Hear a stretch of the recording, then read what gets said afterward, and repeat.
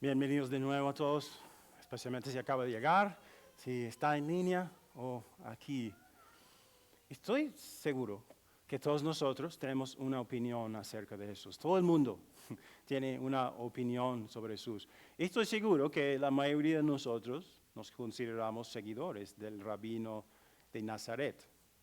Pero la pregunta es, como dije a los niños hoy, si creo en el Jesús que quiero o en el Jesús que necesito. Porque puede haber una gran diferencia. ¿Cómo sabemos quién es el Jesús que necesitamos? El Jesús que necesitamos está en las páginas de la Biblia, porque la Biblia nos dice la verdad. El Jesús que quiero puede ser un Jesús ficticio, que yo haya imaginado en mi cuerpo. Un Jesús que haga las cosas que yo quiero. Por eso en esta serie hemos estado examinando algunos textos bíblicos que con respecto especialmente al sufrimiento y muerte de Jesús, que demuestran quién es el Jesús que necesitamos. Y veremos, bueno, esto puede ser reconfortante, yo creo, que veremos que sus mismos discípulos, los 12, tuvieron algunas ideas equivocadas sobre Jesús. Estaban creyendo en un Jesús que ellos querían, no en Jesús que necesitaban. Y Jesús, por amor, corrigió su error y los guió a la verdad. Y la verdad a la cual nos guiará hoy es esta, que el Jesús que necesito es alguien que sufre por mí. Los bomberos hacen cosas o son entrenados para hacer cosas que van contrario a la naturaleza humana, ¿verdad? ¿Qué hacen ellos? Cuando todos nosotros estamos saliendo de un edificio en llamas, ¿qué hacen ellos? Entran en ese edificio.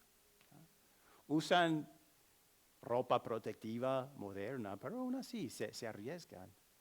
Pero es contrario a la naturaleza, entrar en un edificio en llamas. Y yo creo que en este punto en el ministerio de Jesús, los discípulos ven a Jesús de esa manera. Dice que como Él está corriendo hacia un edificio en llamas y quiere entrar, y no quieren que Él entre.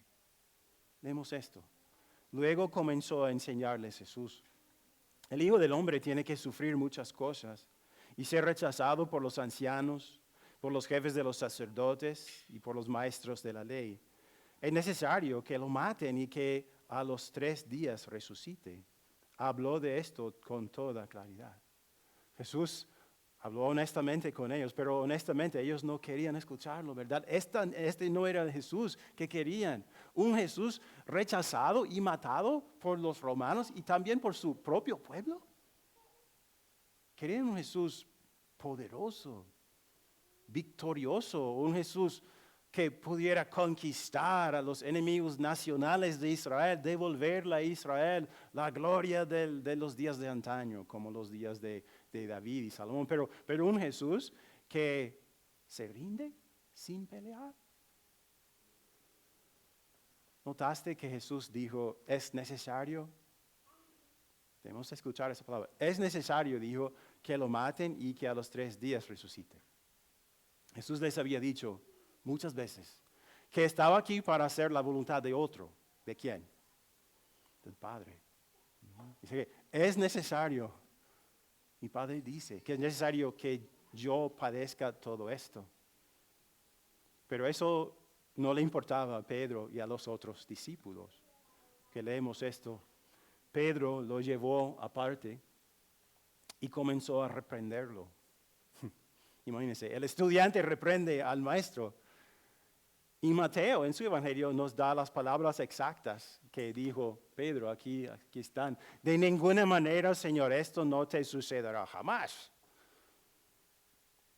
¿Fue solamente Pedro quien hablaba en ese instante? Fueron todos los otros discípulos también. Pedro era como el portavoz de ellos, expresando lo que ellos sentían en sus corazones. No, esto no puede suceder. Ese no es el Jesús que queremos. ¿Se acuerdan del primer sermón de esta serie? Cuando Jesús fue tentado por el diablo en el desierto. ¿Y no le tentó el diablo a eso mismo? A rechazar cualquier idea de sufrimiento. Jesús, tienes hambre, tienes 40 días sin comer, tienes hambre, estás sufriendo, pero tienes la solución. Convierte estas piedras en pan. Y ya. Jesús, no tienes que ir a la cruz. Puedes agarrar todas las riquezas del mundo y usarlas para tu propio beneficio. No tienes que sufrir. Pero ¿qué pasa? El diablo, en cierto sentido, ahora estaba disfrazado ¿de quién? De Pedro, de un discípulo que lo amaba mucho, diciendo, no Jesús, no tienes que sufrir, no puedes sufrir. Jesús se da cuenta de que Satanás está haciendo lo mismo por medio de sus propios discípulos. Pero Jesús se dio la vuelta, miró a sus discípulos y reprendió a Pedro. Aléjate de mí, Satanás, le dijo. Tú no piensas en las cosas de Dios, sino en las de los hombres. Esas palabras, estoy seguro que esas palabras escandalizaron mucho a los discípulos. Imagínense, Jesús, aléjate de mí, Satanás. Pero son palabras reconfortantes. En aquel momento no se dieron cuenta de eso. Pero más tarde sí, son reconfortantes porque nos dicen sobre nuestro Dios. Él es como el bombero que de buena voluntad corre hacia la casa en llamas y entra para rescatarnos. Debe ser reconfortante para nosotros porque así es nuestro Dios, así nos ama. Y por eso Jesús se llamó a sí mismo el Hijo del Hombre, enfatizando su humanidad. ¿Por qué el Hijo de Dios se hizo hombre? No para reinar sobre el mundo con poder, con todas las riquezas, sino para hacer ¿qué? Para humillarse hasta el punto del sufrimiento y de la muerte. El Hijo de Dios se hizo el Hijo del Hombre para que pudiera quitar su protección, poner al lado su gloria y su poder, para que lo pudieran arrestar, enjuiciar y crucificar por nosotros. El Jesús que necesitaban ellos no era el Jesús conquistador, un militar conquistador que pudiera vencer enemigos terrenales. El Jesús que necesitaban era el Jesús que sufriría por ellos y por toda la humanidad. Nuestros pecados merecen el sufrimiento. Así dice la Biblia, cada uno de mis pecados, tus pecados, merecen el sufrimiento eterno en el infierno, separación de nuestro Padre Celestial. En este momento los discípulos no se dieron cuenta de que el peor rechazo que sufriría Jesús en la cruz no sería el rechazo de los romanos o el rechazo de su propio pueblo judío, sino el rechazo de su propio Padre. Su propio Padre lo rechazaría, lo abandonaría, porque llevaría a esa colina llamada Calvario la culpa de los pecados de toda la humanidad. Y se haría el pecador más notorio en la historia del mundo. ¿Cuál es el resultado? Eso es lo que Jesús hizo. Como un bombero entró en esa casa en llamas, sufrió, sintió las llamas del infierno. ¿Y cuál fue el resultado? Romanos 8:1 dice esto. Por lo tanto, ya no hay ninguna condenación para los que están unidos a Cristo Jesús. Ninguna. Si tú crees en Jesús como tu Salvador, no habrá ninguna condenación para ti. Ninguna llamas, ningún infierno, ningún castigo. Jesús es Jesús, ese Jesús que necesitas. Porque por su cruz te quitó tu sufrimiento eterno. Punto. Los discípulos de Jesús no querían que Él fuera a Jerusalén, porque lo amaban, ¿no? O sea, sus intenciones fueron buenas, ¿verdad? Amaban a Jesús. Pero también no querían que fueran a Jerusalén porque ellos se amaban a sí mismos. Es algo que Jesús les señaló. No querían sufrir como cualquiera de nosotros, no querían sufrir. Y ellos querían un Jesús que hiciera sus vidas terrenales muy, muy buenas. Con todo lo que querían. Vidas victoriosas, sin problemas, con mucha gloria. Era el Jesús que ellos querían. Tener libertad del sufrimiento eterno del infierno, tener un lugar en el cielo, es un regalo, es el mejor regalo que Jesús nos da. por la fe lo tenemos. De eso podemos estar seguros. No habrá nada de sufrimiento después de la muerte para nosotros. Pero Jesús dice que en este mundo, en esta tierra, sí, habrá sufrimiento. Dice que llevaremos una cruz.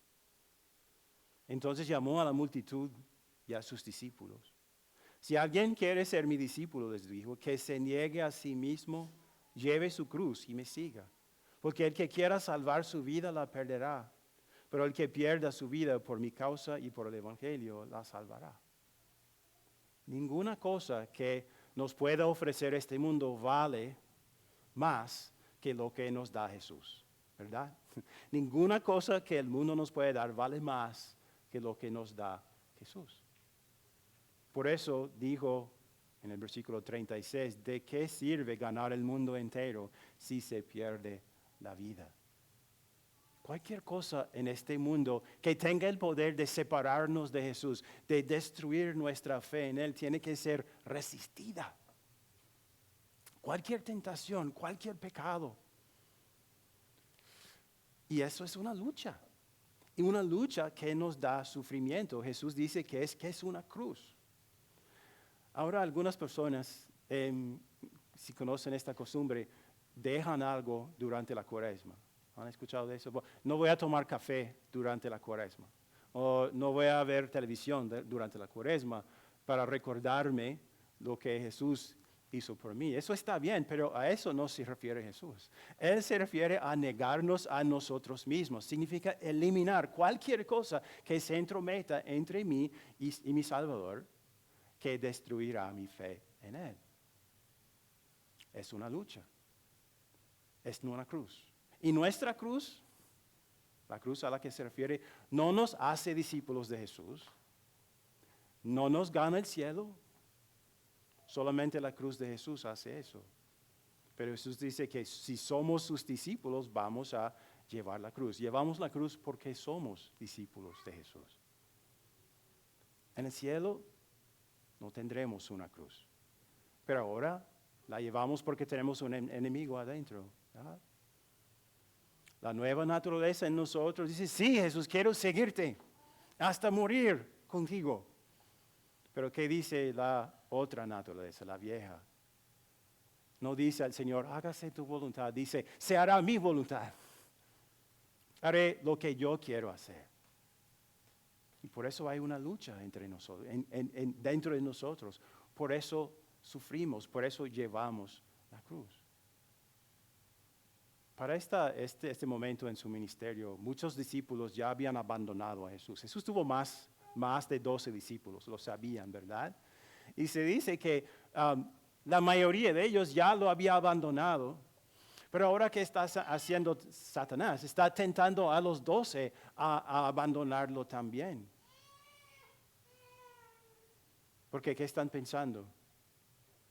Jesús dice que va a Jerusalén a sufrir y morir, a llevar su cruz. La única interpretación es que Él va a ser crucificado. Y eso significa que nosotros podríamos ser crucificados también. Nosotros podríamos sufrir también de esa forma. Y el Satanás los está tentando apártense de Jesús y no sufrirán. Era una cruz para ellos. Algo para ser resistido, semejante a las cruces que nosotros podríamos llevar en esta vida también. Si, por ejemplo, si yo no fuera cristiano, yo tendría más tiempo para mí mismo. No estaría aquí. Estaría en la playa o en el campo de golf, haciendo otra cosa. Si no sirviera aquí en la iglesia, podría dedicar ese tiempo a otras cosas, ¿verdad? Si seguir a Jesús significa perdonar a personas que me han ofendido, que me han tratado de manera terrible, no sé si quiero seguir siguiéndolo. Mi profesor de unidad me dice que solamente los necios creen en Jesús. Se burla de mí. Pero si Jesús no fuera parte de mi vida, no se burlaría de mí. Estaría libre de eso, de ese sufrimiento? ¿Cómo voy a seguir siguiendo a un Jesús que permite que cosas malas entren en mi vida? Una enfermedad o la muerte de un ser querido o la pérdida de un trabajo. No sé si quiero seguir un Jesús así. No quiero sufrir. Si Jesús ya no es una parte de mi vida, entonces no voy a tener culpa de hacer las cosas que quiero hacer. No tendré culpa al abandonar a mi cónyuge por otro o hacer algo ilegal como la competencia de mi negocio hace.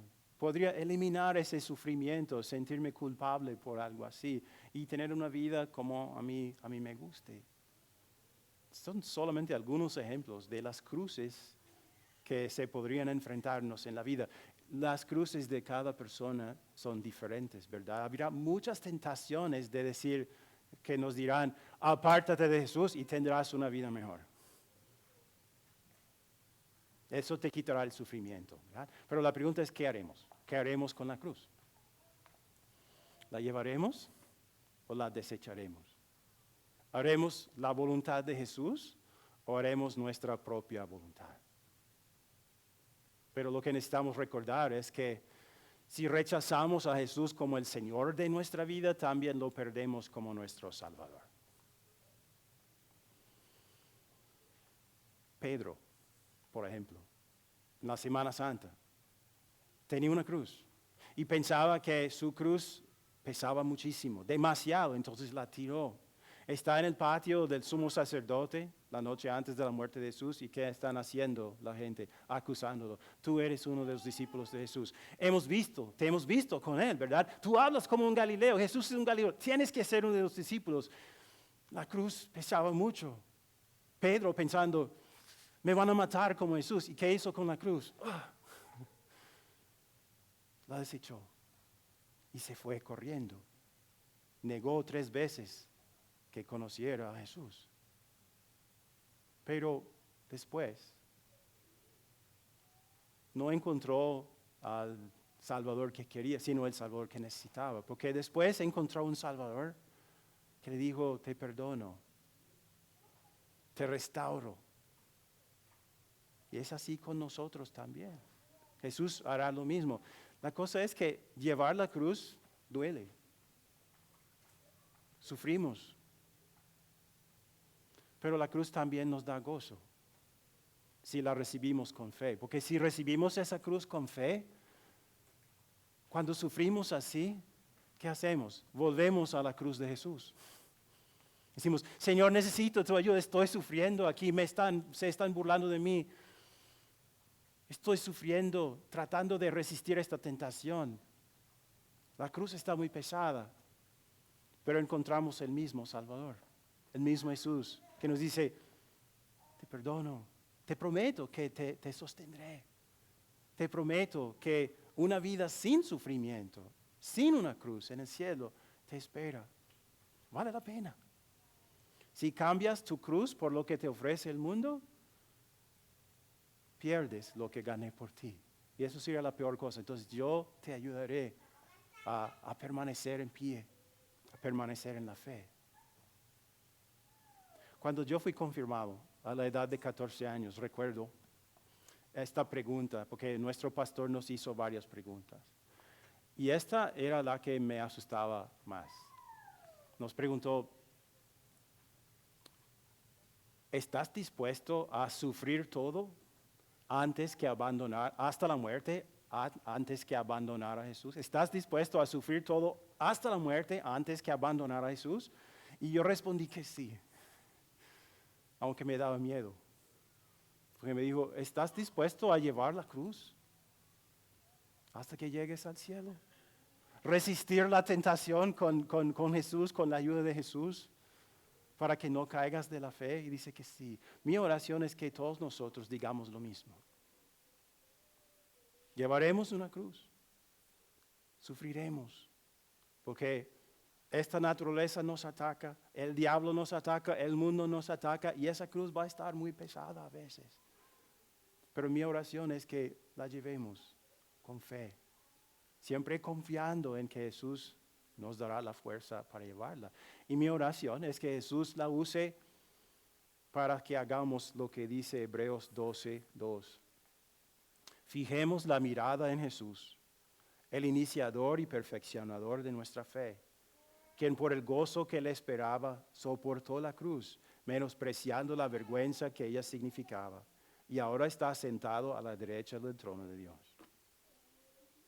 Algún día estaremos ahí con Jesús, alrededor del trono de Dios, con una corona y no con una cruz. ¿Por qué? Porque este es el Señor que necesitamos, el Jesús que necesitamos. Que Él quitó nuestro sufrimiento eterno por su cruz y por nuestra cruz de sufrimiento nos mantiene cerca de Él. Amén. Que la paz de Cristo sea con ustedes hoy, mañana y siempre. Amén.